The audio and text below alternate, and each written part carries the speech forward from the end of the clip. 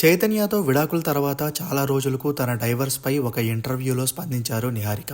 అయితే ఆ ఇంటర్వ్యూ చూసిన నిహారిక హస్బెండ్ చైతన్య స్పందిస్తూ ఒక కామెంట్ పెట్టారు. చైతన్య చేసిన ఆ కామెంట్ ఇప్పుడు నెట్టింట్లో హాట్ టాపిక్ గా మారింది. ఆ కామెంట్ లో నిహారిక మీద వచ్చిన అన్ఫేర్ నెగటివిటీని నువ్వు తీసేయాలని ట్రై చేస్తున్నందుకు నేను నిన్ను అప్రిషియేట్ చేస్తున్నాను.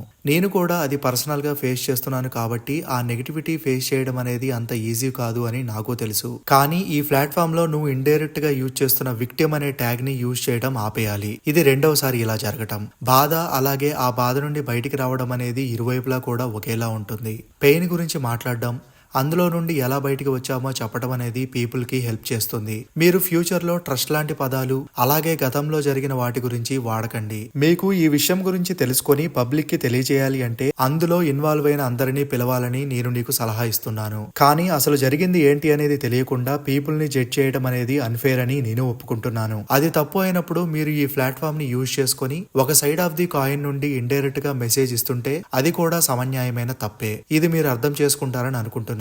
థ్యాంక్ యూ అంటూ పెట్టారు చైతన్య.